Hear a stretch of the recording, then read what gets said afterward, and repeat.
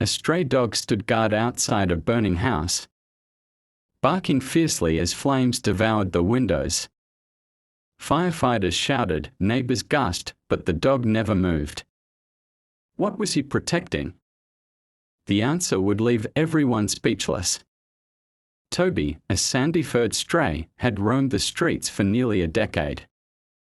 Hardened by hunger and distrust, he avoided humans who often shooed him away. That evening, as dusk settled over Maple Lane, a faint cry caught his attention.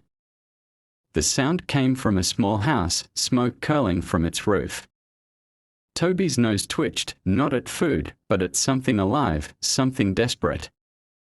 He paced near a basement window, hidden by overgrown bushes, barking with urgency. Hours earlier, Toby had been scavenging behind a gas station. His daily fight for scraps. The cry he heard was not trash or animal, it was human, faint, fading. Driven by instinct, he ran toward the house, undeterred by the growing flames. Firefighters arrived, their sirens piercing the quiet suburb. Neighbors gathered, pointing at the blaze. "Move that dog!" A man yelled, but Toby stood firm. His bark sharp, eyes locked on the basement window, as if pleading for help. A young firefighter, Elena Ruiz, paused mid-step.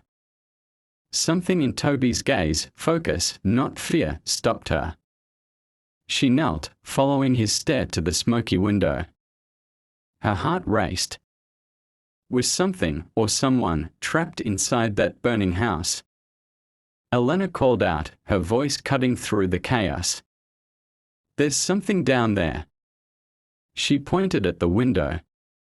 Toby pawed the ground, barking louder. The team hesitated, then rushed forward, axes ready. As smoke thickened around them, through the shattered window, Elena saw it, a small shape, curled tight, barely moving. A child, no older than 6, lay in the basement, smoke choking his lungs. The firefighters smashed the glass, their movements swift, desperate. They pulled out a boy, Liam, clutching a tattered blanket. His face was pale, his breath shallow. Paramedics swarmed, fitting an oxygen mask as Toby watched, still as stone. A faint cough from Liam sparked hope in the crowd. The fire roared louder, but the team had acted just in time. Without Toby's relentless barking, Liam might have been lost. Elena turned to the dog, her eyes soft. This stray, scarred by years of neglect, had saved a life. Elena knelt beside Toby, her hand hovering. "You're a hero," she whispered. Slowly, she scratched his ears. And Toby leaned into her touch, his body trembling. For the first time in years, he felt kindness, not cruelty. A flashback haunted Toby, rain-soaked streets. Humans shouting, leaving him behind. Now, as Elena's hand rested on his fur, his guarded heart softened. Liam's mother, tears streaming, approached with a piece of bread, her hands shaking. Toby took the bread gently, his tail flicking faintly. The crowd watched, moved by the stray who defied his past. Liam, now stable, was rushed to the hospital.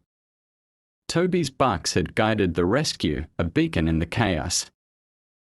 Elena stayed with Toby as the flames were tamed. The neighborhood buzzed with whispers of the dog's courage. A child's life saved, a bond formed, all because a stray refused to run. His story was only beginning.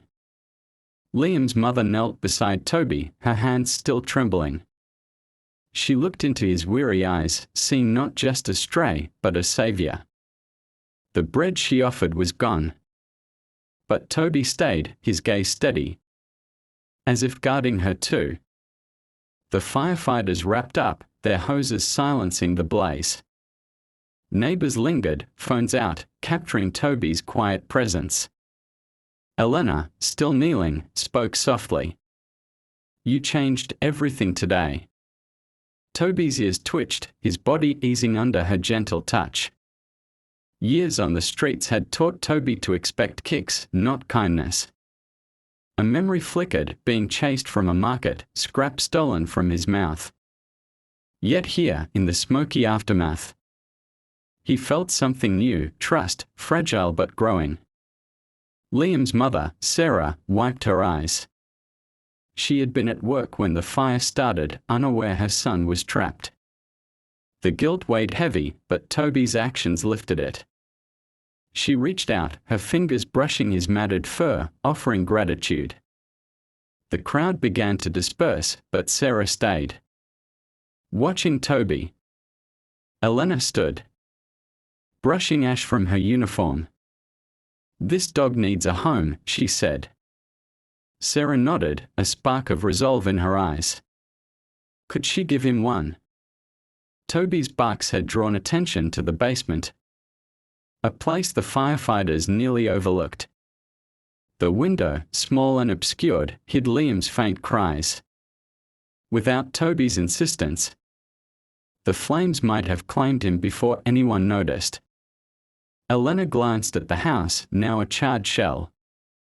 The fire's cause was unknown, a faulty wire.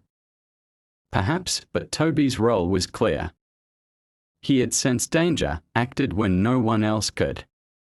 His courage was a story worth telling. Sarah's phone buzzed with a hospital update. Liam was stable, breathing easier. Relief washed over her, but her eyes stayed on Toby. He limped slightly, his body worn from years of survival. Yet he had run toward danger. A neighbor approached, offering water in a bowl. Toby lapped at it cautiously, his eyes darting. The kindness felt foreign, but he did not flee. Elena smiled, seeing his guard lower, if only a little, in the fading light. The street grew quiet, the fire's roar replaced by soft murmurs. Toby lay down near Elena, his body finally still. Sarah sat beside him, her voice low. "You saved my boy."